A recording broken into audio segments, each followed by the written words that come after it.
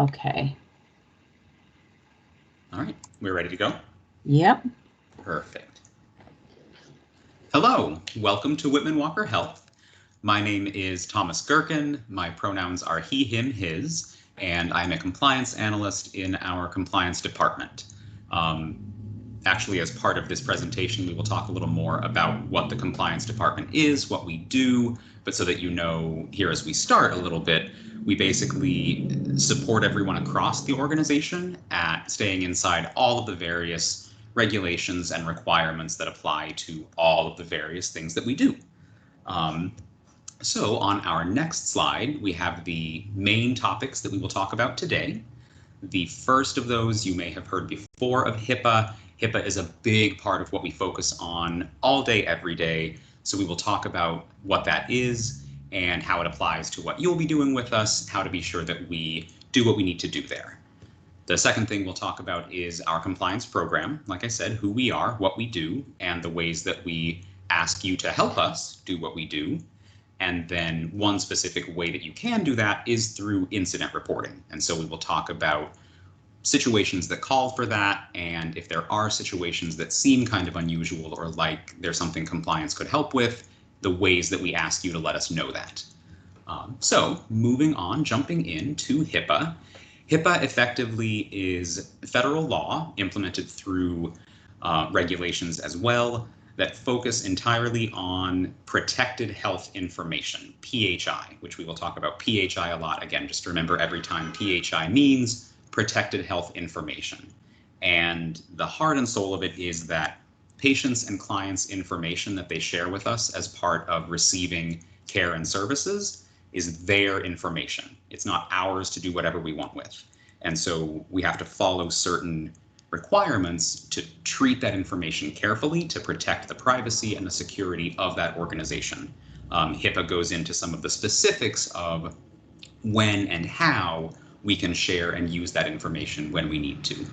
On the next slide, we will see a little bit more about protected health information, PHI again.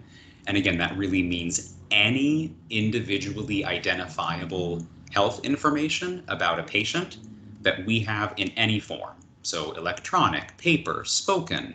That information can be a variety of kinds of information. It can be demographic information, their name and address, their birth date, social security number, and it of course includes their health information, right? So their diagnoses, their treatment history, who their provider is, their payment information, any of that information that is associated with an individual person is going to be protected health information. Moving on, we will see when there are HIPAA violations, when we share or use or release that information in a way that is inappropriate, that HIPAA does not allow. There are a lot of really serious ramifications that follow from that. A big one that we care about is the damage that it does to our reputation, the loss of patient trust, right? Patients come to us, clients come to us in a somewhat vulnerable position. They're here to receive healthcare, they're here to talk about sensitive or difficult issues, and they want to be able to do that in a place where they can trust that we will guard and use that information appropriately. If we allow something inappropriate to happen to it, it can really damage our trust and our relationships with our patients and with the community. There are also, of course, federal, civil, and criminal ramifications that can take place, that the government can step in and effectively penalize us for allowing things to happen inappropriately with that information. The individual affected can bring a lawsuit against us. So lots of ways that can affect us as a whole organization. And then, of course, for individuals who might be responsible for that, they could face ramifications as well, right? If it's an employee, they could face discipline up to termination of their employment with us. If it's a volunteer, it's very likely that they are probably not going to continue volunteering with us, right? So lots of ramifications that can follow from not following HIPAA in the ways that we're going to talk about. So HIPAA again focuses on doing with patient information only what those patients have authorized us to do, have allowed us to do. So basically we can share information, release information, use information only in ways that patients have specifically told us, yes, please do the following thing with my information. That has to follow certain specific forms. We have forms and documents that we use for that. They require the patient's signature. They require the patient to tell us who they're authorizing us to share that information with, what information they're authorizing us to share. It can take a couple different forms. They can authorize, a standing one-time release. You can always share the following information with the following person. I'm sorry, that wouldn't be one time. That would be a continuing release. A one-time release would be if they say, just in this one case, just for this particular reason, you can do the following thing with my information. And so we need always to be careful about what exactly did the patient ask us and authorize us to do here. Moving on again. There are some situations where we don't actually have to have the patient's official, explicit, signed, written authorization to do anything with their information. Those fall within certain exceptions. One of those being when what we need to do with that information is necessary to treat the patient. So emergency treatment would fall under that. Or times that a care team is working together to provide care for the patient. So the patient may share information with a volunteer or with a medical assistant, and then that person could share the information with another provider who's providing care to the patient for the purpose that they're there for today. We'll talk more in a second about kind of things to be careful of even in that case. But that's cases where, again, you can talk to other people who are involved in providing the same care to the same patient at the same time. Similarly, providers to providers who are consulting or who are referring, they can share that information within certain specific situations. There are others there that we won't go into all of the billing specifics and operations, but one that I would highlight that is important often to be aware of when we are required by law to share that information. Where this comes up often at Whitman-Walker Health is in the case of positive STD or STI test results. We're required to share those with the DC Department of Health. We're not required to have the patient's authorization. And so again, in that case, if you're in a position where that's going to be coming up, your sponsor, the team that you're working with, will talk more with you about how exactly that happens and how we do that in a way that does still protect that information and protect the patient's privacy to the best of our ability. I have a question. Yeah, please. Now that the COVID is happening, what if I'm volunteering with a provider and I overhear the patient tell the provider that they're tested positive for COVID? Am I responsible to get that information to the Department of Health? No, you are not. Thank you for asking that. So in that case, especially anything that you sort of overhear, any information that you may additionally come across, but that isn't really information the patient was aware that they were sharing with you, or similarly in that COVID case, you would not be the one responsible for sharing that information. If they shared that with the provider, then the provider is the one who would be responsible for following up on that information and doing with it what's appropriate there. I think that it would be fine if you wanted to ask that question to the provider, right? But that you would not need to kind of take that information yourself and run anywhere with it. Thank you. Thank you.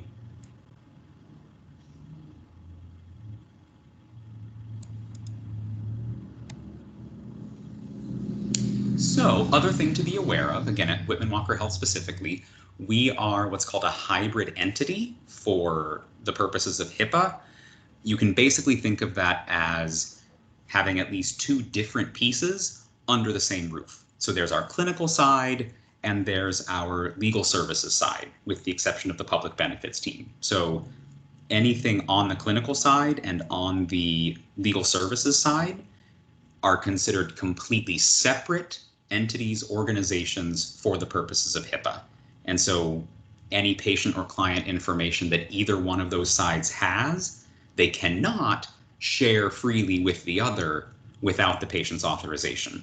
So again, either side of that you're going to be serving with us on, the clinical or the legal side, if you need to share information with or get information from the other side, then that would need to be authorized by the patient.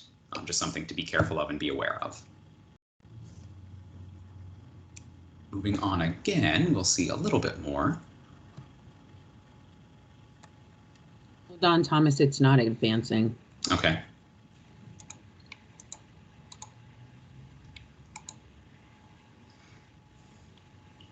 Right. Did I skip? Yep, no, I believe that's good, sensitive PHI. Okay. So again, the focus of HIPAA is protecting patient information. I think of it as largely about respect, right? I mean, these are individuals who come to us to receive care and services. To me, it's a matter of respecting them, that we respect and treat their information with the privacy and the security that it deserves. That applies to all of their information. At the same time, certain information really calls for heightened care and heightened attention to be very, very careful with. A lot of that we see at Whitman-Walker Health is information like, again, STI results, HIV test results, sexual orientation, gender identity, mental health services, substance use disorder treatment.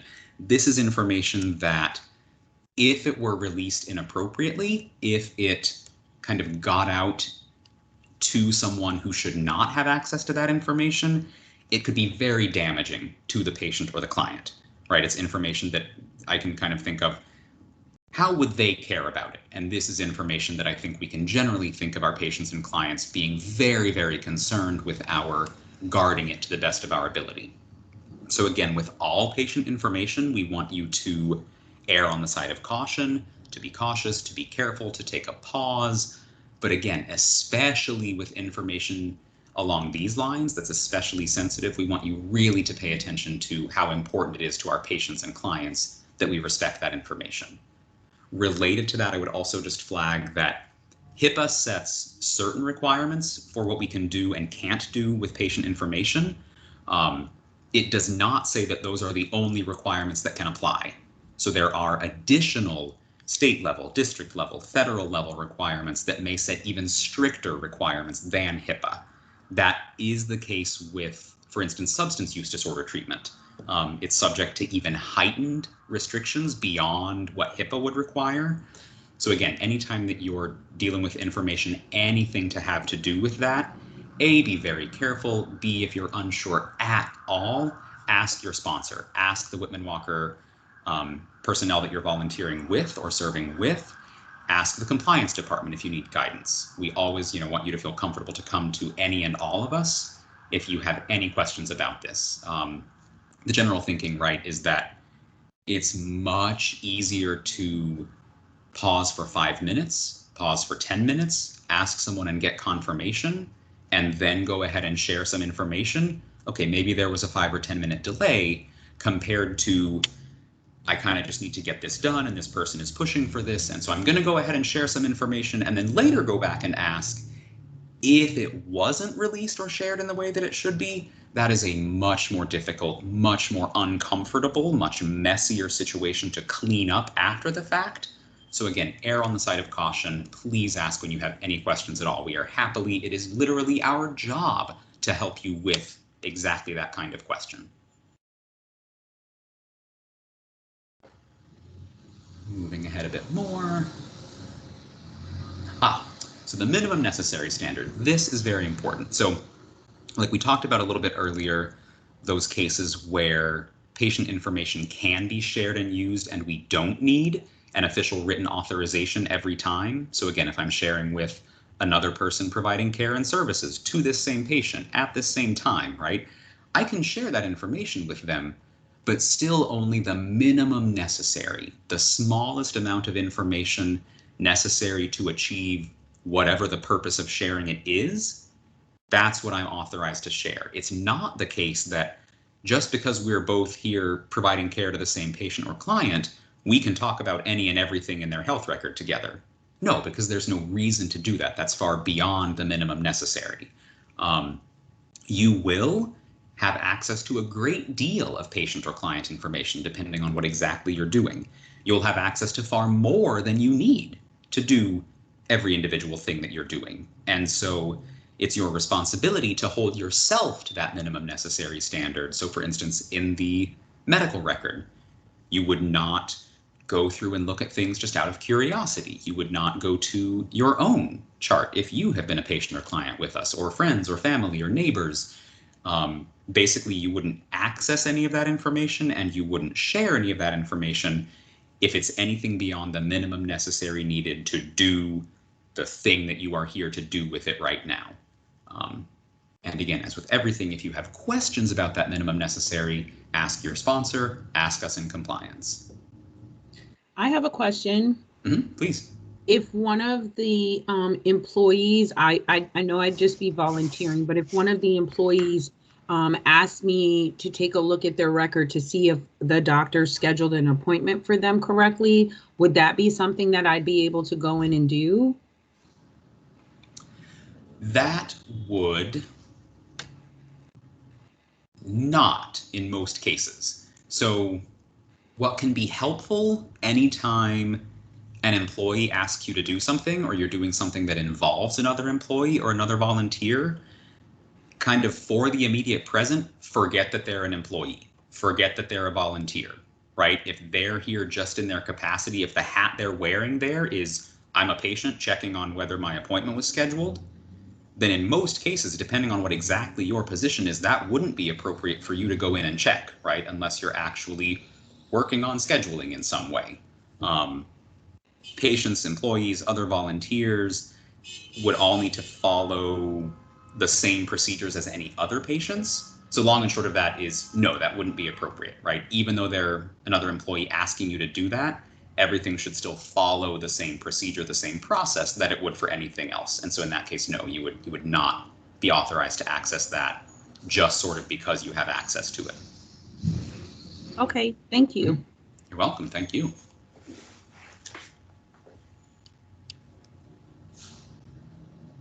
So again, this is just emphasizing, again, be very, very cautious when you're sharing information, right? So anytime that you're sharing patient information, either it falls within one of those exceptions where we don't need written authorization, so you're sharing it with someone on the same care team, or it is explicitly authorized by the patient. They have told us, please do the following specific thing with my information.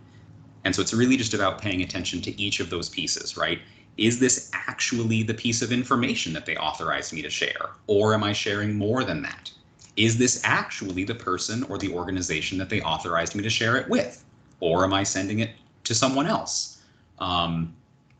It's about watching out for mistakes, accidents, right? I would say that often when things happen inappropriately here, it's a genuine accident. Someone is sending an email and it auto-completes and they accidentally send it to the wrong email address. And so now I've sent some patient information to somebody else. Or I'm attaching a document and I accidentally attached the wrong document. And so I meant to just send this one thing, but instead I sent somebody's information. So it's about carefully double checking every time that you go, what's the information, who's the person, what's the purpose that I'm authorized to share it for, and then just double checking the actual things. Okay, what's the email address I'm typing here? Let me open this file after I attach it, getting in the habit of double checking anything like that. If you receive a call and someone's asking you to share information over the phone, if you're unsure at all whether that is appropriate, ask them to wait, ask them to hold, talk to your sponsor, talk to someone else who can help you with that. Again, it might be slightly frustrating for them to have to wait 5 or 10 minutes to get an answer. That's going to be a lot less frustrating than if we find out later something inappropriately was released. So we encourage you really just pause and ask anytime you're not sure.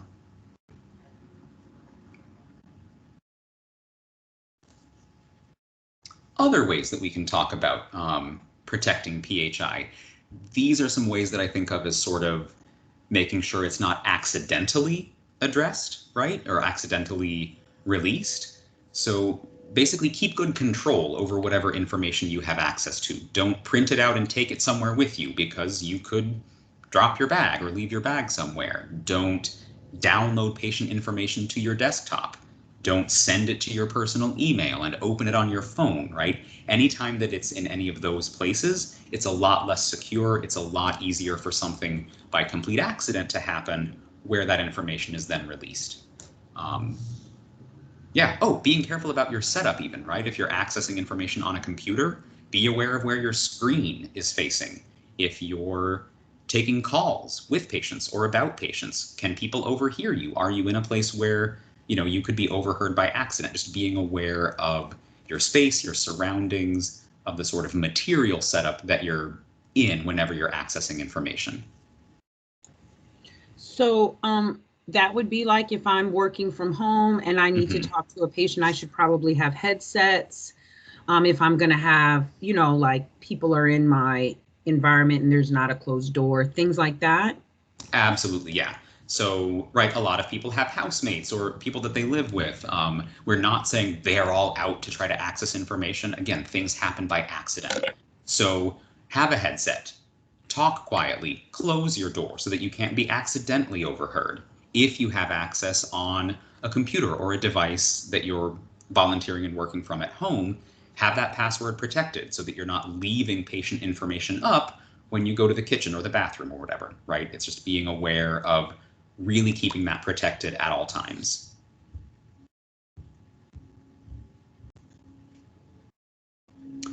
So a breach. This is a word that we will also hear a lot. A breach basically means anytime patient information is released or shared or used in a way that it shouldn't be, in a way that's not authorized by HIPAA.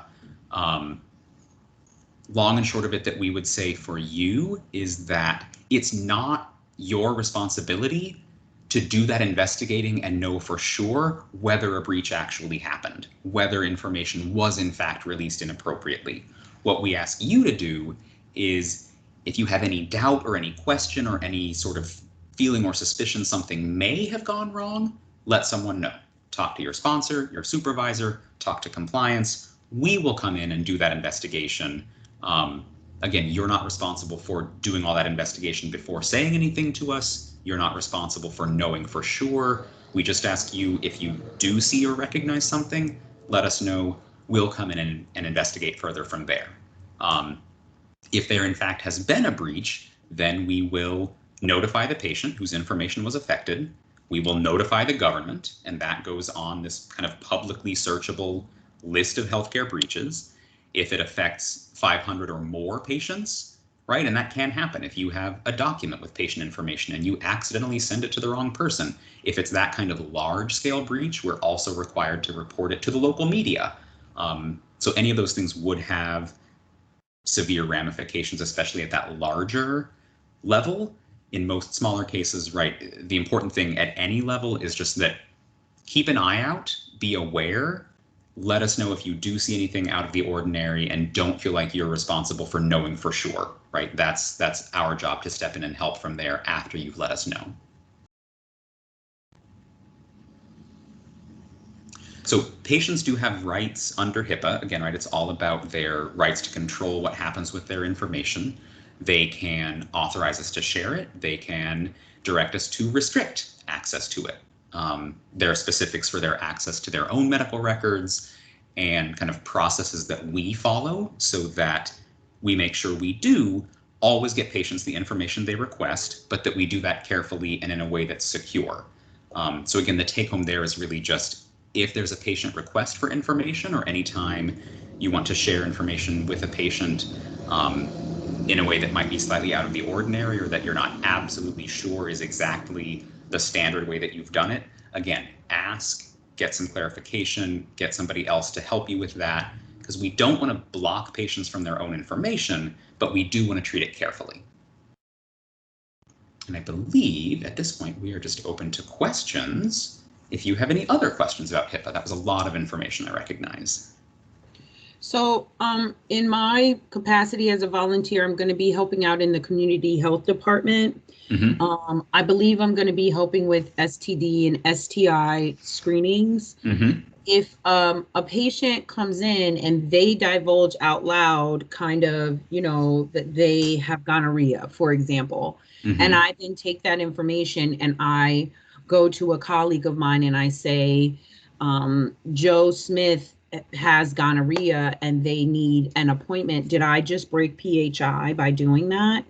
Did I break HIPAA? Did I divulge something I shouldn't have? Again, it's hard to answer in 100% cases, but in 99% of cases, yes. Because again, I'm thinking minimum necessary, right? In general, if that person just needs an appointment, if they need something else, then you can just say, oh, this patient needs an appointment. That they have gonorrhea is well beyond the minimum necessary, right? Any information that you may know, but that isn't really necessary to the task at hand, scheduling an appointment, then you shouldn't share in that case. If they've come in for testing and their testing results are actually, the exact thing that you're doing is doing that testing and then sharing the results with someone else in the community health department, that's of course part of your standard workflow. So do that in the way that you've been instructed to do it. Anything outside that is generally going to fall outside that minimum necessary. Did that answer that? That sure did. Well enough? Okay, good. What if I have a friend that's interested in coming in the clinic to get tested for an STI, and I tell them that, I've seen many people, we have a common friend who has come in to see one of the providers. Would that be breaking HIPAA? Yes. So absolutely, if you name the person, right? If you say, oh, our friend, fill in the blank, also comes here and they had a great experience, even if it's meant positively, you're still sharing their information, right? Now this person knows, oh, they came into Whitman-Walker to get tested, and that person didn't authorize you to share that information. Even if you share it, oh, this may have been what you were going to say, without using their name? Yeah.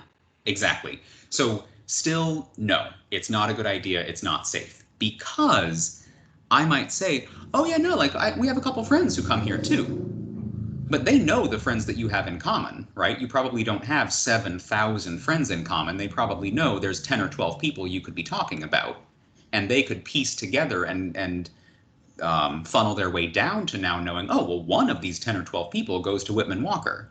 And maybe a couple days later, you don't realize it and you say something about blah, blah, blah when she was in, and now they know it's someone who uses she pronouns. That might file it down even more, right? And so you can end up accidentally sharing information that you don't mean to share. So basically, any information, right, that we said was individually identifiable, if I've said this is one of our friends, that's individually identifiable. That's information about that person. So that too would be too specific to share in that case. If you want to say something like, plenty of people come in, that's fine. Plenty of people doesn't tell me anything about them, right? But anything that tells me anything about them, that's a little too much. Okay, thank you. You're welcome.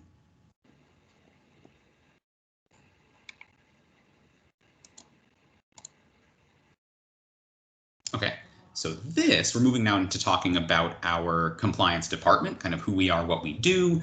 This is a quick introduction to it. You don't need to know each of these things in detail, but the basic effect is there are many, many laws and regulations and requirements that apply to everything that Whitman-Walker Health does. There are so many requirements that it kind of needs to be someone's job to help everyone stay inside those things, right? That's what the compliance department does. If you bump ahead to the next slide, we will see a little more about that. Thank you, right? And so I think that first slide is almost the answer to this question. Because we are held to all of these requirements, we do need a compliance program to see that we stay inside all of those regulations, to see that we don't intentionally or unintentionally violate those and commit fraud or abuse.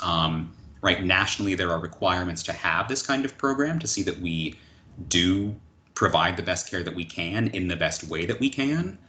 Our approach at Whitman-Walker is trying to just minimize the risk of any violations of those, again, whether intentional or unintentional. We do that in a variety of ways. If we move ahead, we'll see some of the specific ways that we do that. So, elements of an effective compliance program.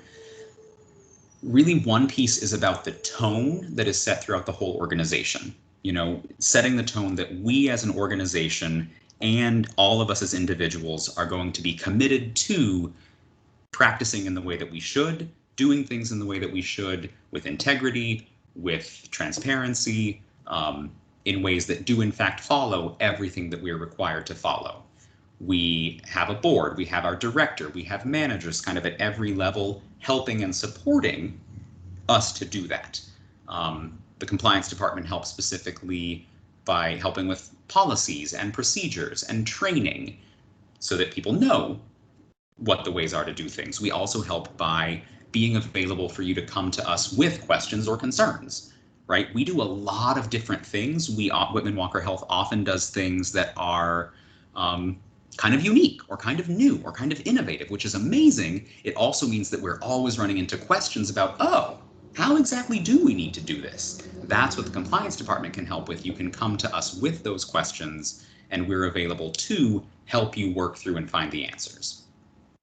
And the final thing there is also super important, without fear of intimidation or retaliation, right? If it's kind of an uncomfortable or a sticky situation that you're asking about, we want you to feel really comfortable to come to us and ask that question and know that all we will do is help you find the answer. We are never going to retaliate against you or sort of bully you in return just for asking a question that it was really responsible of you to ask.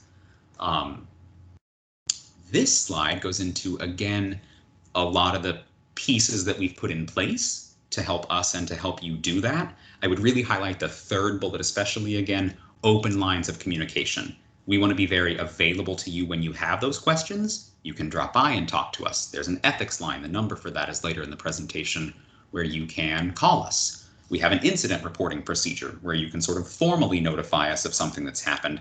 We want you to feel comfortable and able to let us know anytime you have questions or concerns. We have a variety of ways that we respond to those. Again, it happens on both ends, sort of before the fact, training and policies and procedures to keep things from happening in ways that they shouldn't.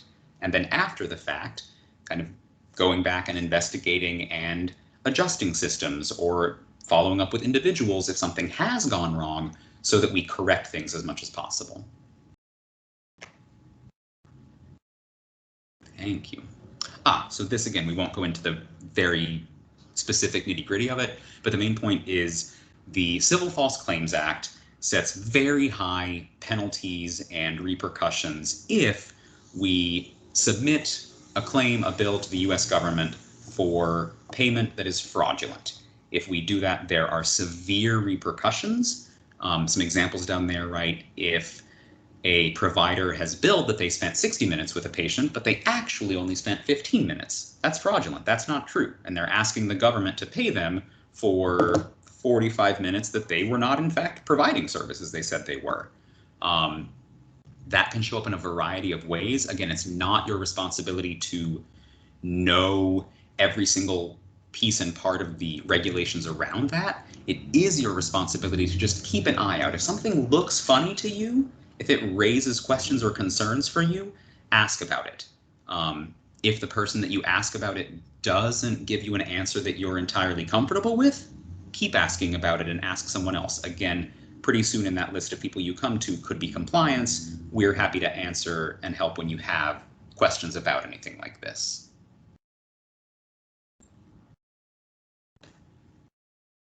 If you have in fact found something that was not happening how it should, if something is going on at Whitman-Walker Health that is not the way that it should be done, if you draw attention to that, if you let the government know about that, you could be what's called a whistleblower, and there are protections in place basically just to make sure that you are protected. You're not retaliated against, you're not harmed in return for doing that.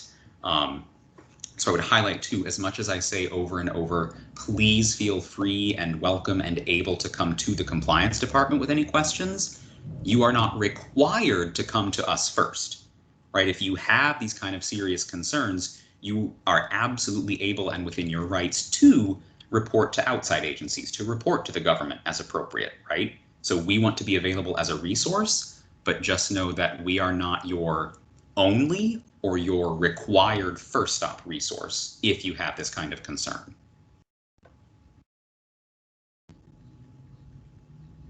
And again, right, if you have a compliance concern, like I said, please do feel free to come to us. You can do that in a variety of ways. You can contact us directly. You can talk to the sponsor who's supervising your volunteer or your other work with us. You can talk to a director, a manager, right?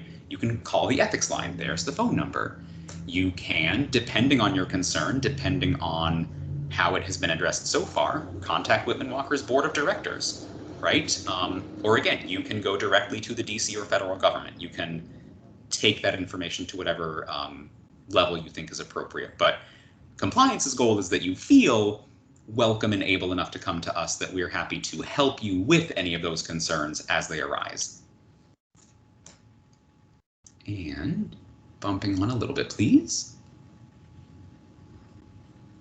Right, so, oh, actually, sorry, that was my mistake. If we can go back one. There we go. So just so that you know, when you have a concern, if you bring it to us, right, or bring it to your manager, your sponsor, or supervisor, you should expect appropriate follow-up on that, right? So if you let us know about something that you're concerned about, we want to take that report seriously. We want to investigate it. We'll do our investigation. We may come back to you for more information. We will do our very best to find out what has actually happened. Nothing should ever be covered up. No one should ever be retaliated against. We will do everything in our power to find what's happened and to respond appropriately. So just know, again, if you do let someone know about a real concern that you have, you should see that that concern is acted on.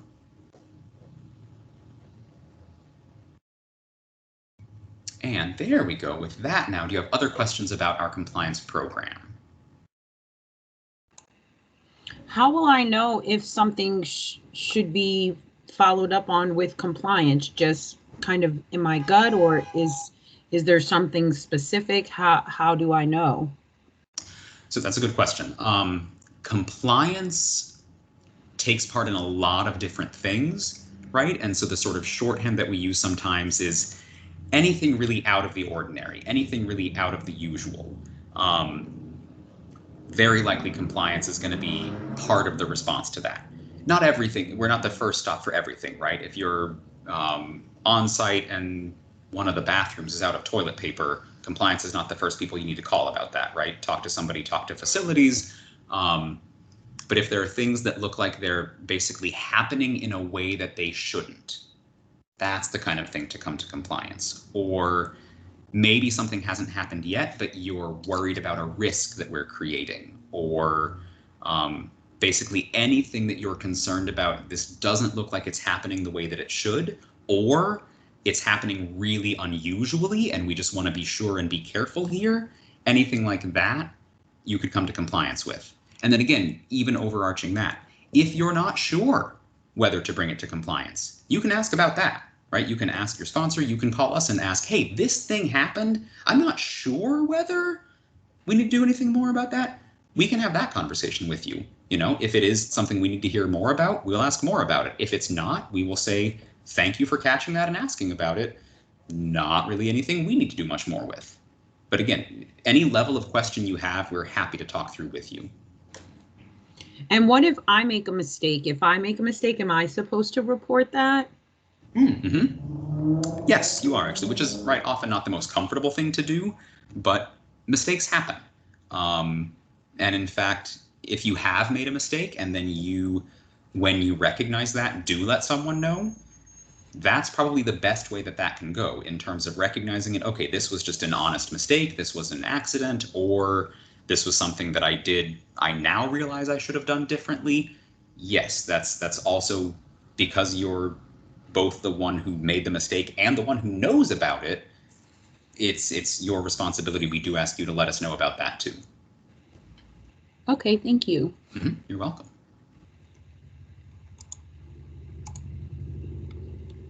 So last section, we'll talk some about incident reporting.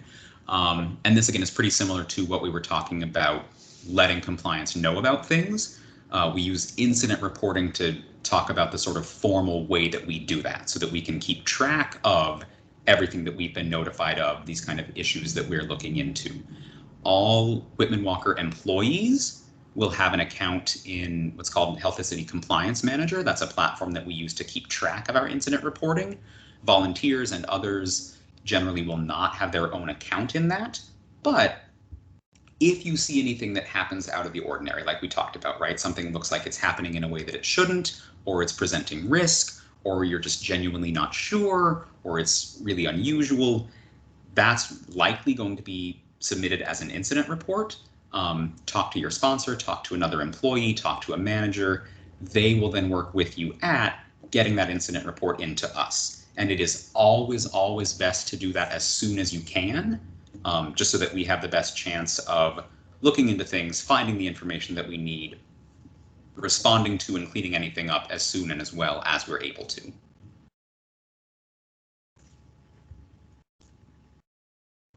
And so again, we won't go through every list of, or every item on this list individually, but these are the kinds of things that you would report to us. So needle sticks, right? An injury on the job, let us know about that. If there are emergencies that are not handled or resolved the way they should be. If there is, this one's a big one, patient behavior that poses a safety risk to patients, employees, or visitors. So if a patient's just kind of unhappy, that in itself doesn't need to come to compliance. If there's a patient who's behaving in a way that's really inappropriate, or especially that presents some kind of a risk to others, that we do ask you to let us know, and then we will, talk to the team, follow up with the patient as necessary. I have a question about that. Yeah, please. What if I think that the patient's behavior is risky? It feels risky to me, but other employees I hear say that's how the patient always is, or I hear other volunteers saying, yeah, they are always upset. They're always cursing and yelling and loud. We just let it roll off of our back. What do I do then? My response would be really to trust your gut. And if it's something that you still genuinely think like this is not appropriate, this is not safe, this is creating a risk, if you've gone to others and asked that question and haven't had anyone else join you in that concern, then you could again come to compliance. You could let us know directly. It may be that in this case, no, that's, that kind of just boils down to the patient was unhappy, but it's not really outside the lines. It may be the case that, yeah, that behavior was genuinely inappropriate, and we do really need to follow up with the patient about that. I think often employees, volunteers, a lot of us at Whitman-Walker Health try to be very understanding of our patients and our clients. We recognize people are coming to us with a lot going on. We're in a lot of hard situations, and so we don't want to be really critical of them. We want to be understanding and patient with them. At the same time, it's really inappropriate of us to allow patients to act in ways that are inappropriate for other patients or for other people on the care team, right? You in your role, others in their role shouldn't be subjected to really inappropriate behavior. And just say it's because we're trying to be understanding of the patient. There are a lot of different ways to respond. There are a lot of constructive ways to respond. I would just say again, if, trust your gut. If it looks to you like it's something that really shouldn't keep happening in the way that it's happening, let someone know. If they don't share that same concern, talk with them more. Maybe there's more to the story, but again, you're certainly within your rights to continue asking others about responding to that. And again, compliance, we're absolutely some of the people that you could ask to help in responding to that. Thank you for that question. That's very good and is the kind of thing that could absolutely come up. Thank you. You are welcome. Looking through here. So again, I won't go through every specific thing here. Please do come back and check on this as a resource, but really anything that might violate a law, anything that might create a risk, anything that might be happening outside policies, procedures, protocols, anything that you're unsure of, come to compliance with that, and we're happy to help. Incident reporting process, again, will look a little differently for employees versus non-employees. The short version is just let an employee know, your sponsor, your supervisor. They'll get it to compliance in the way that's appropriate through that formal incident reporting process that we have. We will respond. We may come back to you for more information. Situations look a lot of different ways, and so the responses to them can look a lot of different ways. But we will, step one is getting the information to us, and then we'll follow up as appropriate. And as it's appropriate to get back to you with information, we'll do that and try to keep you in the loop with what's happening in the situation that you let us know about.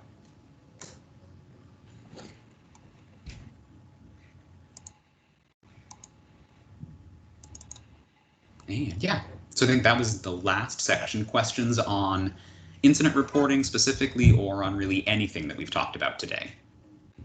No, you've answered all of my questions. Wonderful. Okay, well, again, I would just say, so again, I'm Thomas Gherkin in the compliance department. Pronouns are he, him, his. Please feel free to contact us anytime if you have other questions. We are happy to help, and we are happy to have you with us at Whitman-Walker Health.